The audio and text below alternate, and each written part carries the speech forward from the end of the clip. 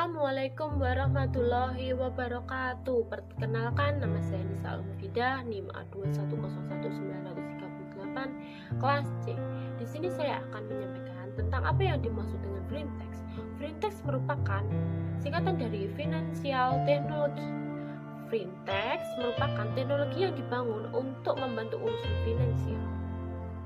Sistem Frintex ini memudahkan orang untuk melakukan pembayaran, mempersingkat waktu transaksi, mempermudah orang untuk melakukan pembayaran, mempersingkat waktu transaksi, mempermudah mendapatkan dana, mempermudah pengelolaan aset, dan sebagainya.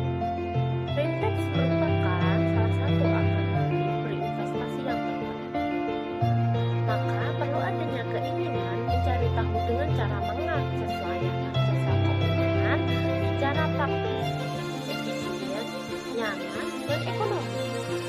Keberadaan fintech sangat mempengaruhi gaya hidup masyarakat ini. Perpaduan antara efektivitas dan teknologi memiliki dampak positif bagi masyarakat.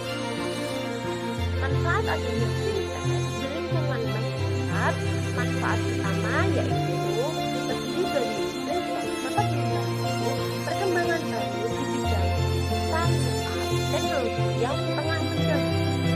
Ini dapat membantu memperluas lapangan kerja dan meningkatkan pertumbuhan ekonomi. Pertumbuhan ekonomi tersebut mendatangkan manfaat kedua yaitu peningkatan taraf hidup masyarakat. Fintech dapat dijangkau masyarakat yang tidak dapat dijangkau oleh perbankan konvensional. Selain itu, fintech juga dapat meningkatkan ekonomi secara makro. Kemudahan yang ditawarkan oleh fintech dapat meningkatkan penjualan industri. Manfaat terakhir yang paling dapat dinikmati oleh masyarakat besar adalah penjualan bunga.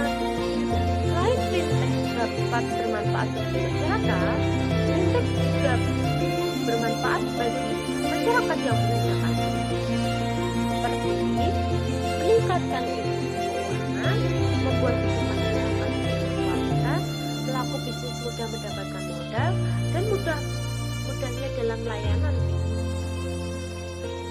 yang dimaksud dengan meningkatkan inklusi keuangan antara lain seperti masyarakat itu memiliki banyak pilihan untuk produk keuangan yang dibutuhkan. Selain itu lebih banyak lagi masyarakat yang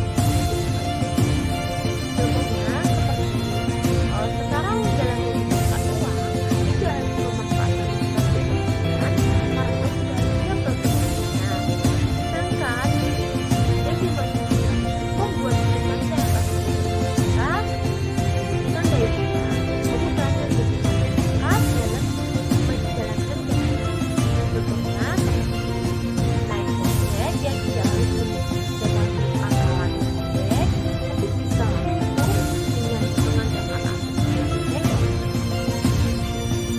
Yang dimaksud pelaku bisnis mudah mendapatkan modal ialah semakin banyak pembisnis yang lain ya, karena kebutuhan untuk mendapatkan artinya bagus tidak sekarang tidak ada orang pelaku bisnis bisa memanfaatkan kebutuhan ya, dan dimaksud dengan memudahkan layanan finansial. Dulu sebelum adanya fintech, setiap bulannya Anda harus berkeliling ke berbagai lokasi untuk membayar tagihan, apalagi kalau tagihannya itu lebih dari 5 tagihan. Harus datang ke tempat yang berbeda-beda. Sekarang dengan adanya fintech dapat memudahkan semua pembayaran yang dilakukan dengan cara memanfaatkan ponsel pintar.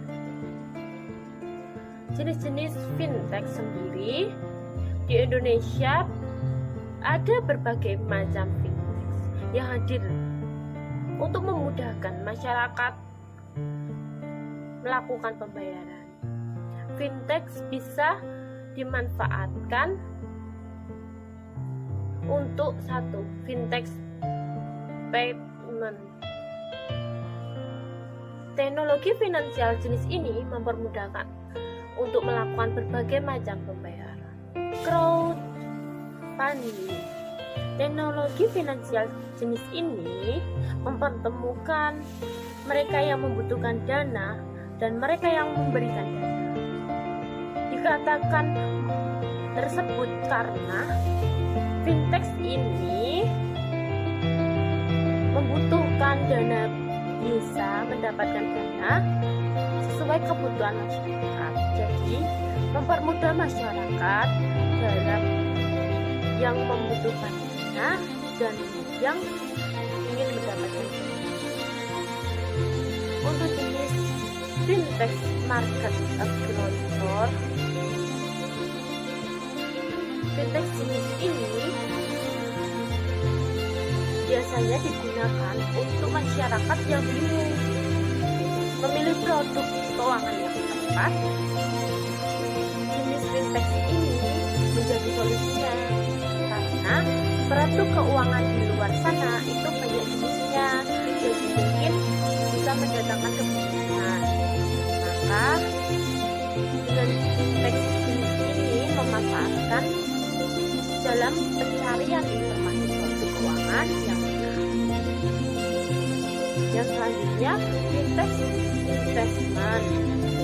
Fintech ini memudahkan Anda untuk melakukan investasi dengan berbagai macam instrumen, sehingga dapat memudahkan Anda dalam misalnya untuk memulai dari reksadana seperti emas, valuta asing, saham, dan yang lainnya.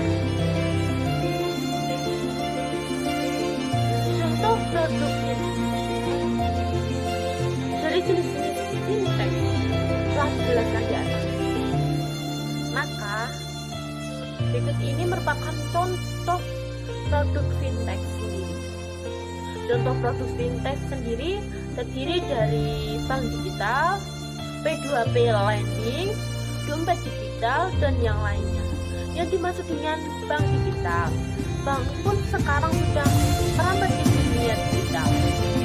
Untuk itu, dalam membuka rekening bank, sekarang tidak perlu mendatangi bank secara langsung. Bisa dengan mengajukan pembukaan rekening melalui internet.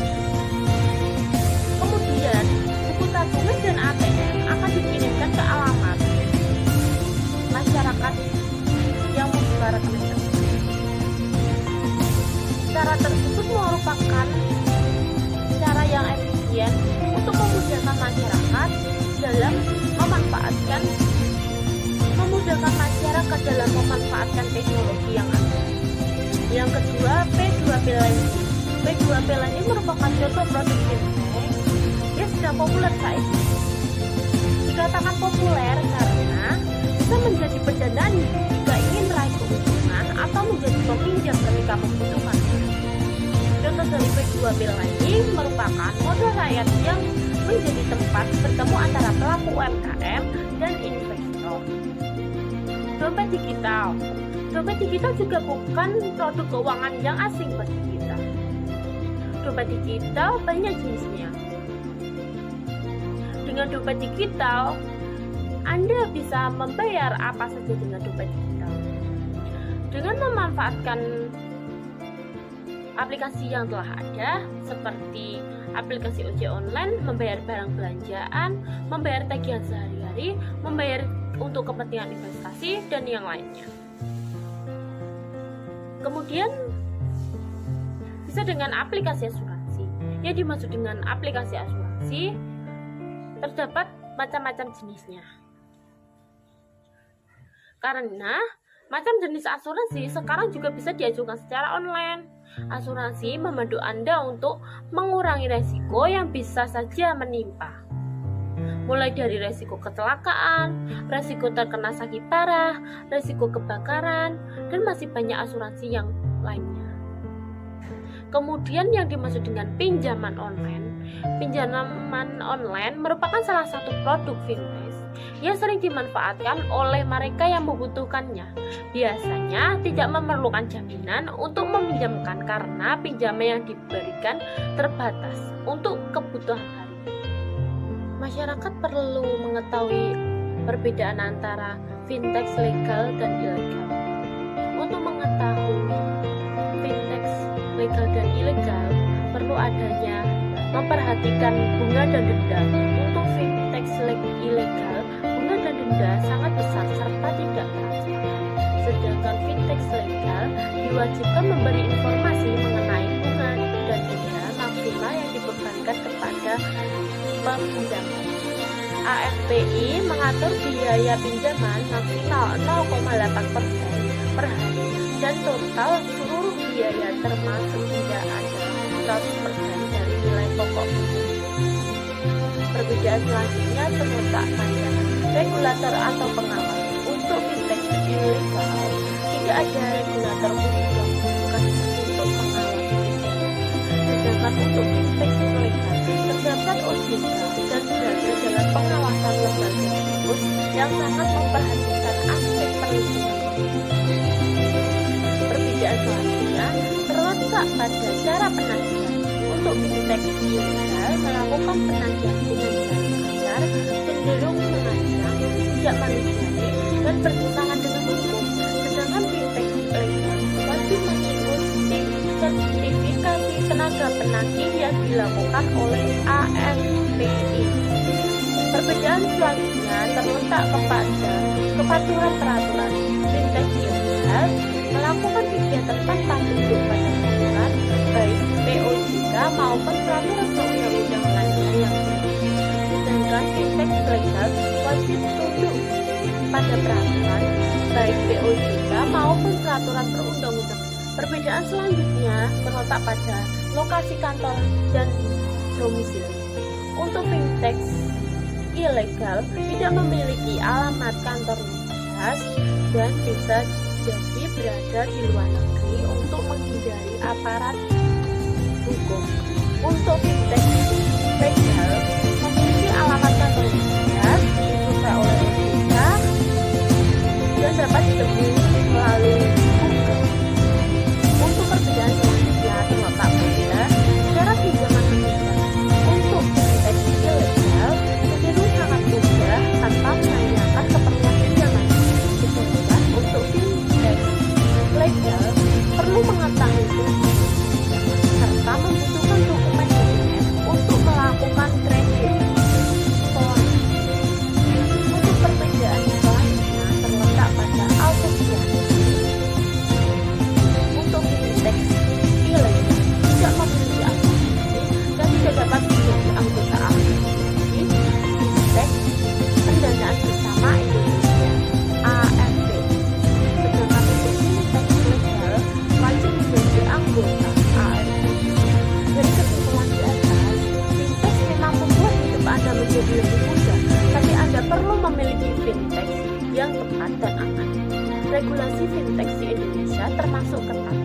Fintech tidak bisa sembarang didirikan tanpa persetujuan Otoritas Jasa Keuangan (OJK), Bank Indonesia, dan lembaga berwenang lainnya.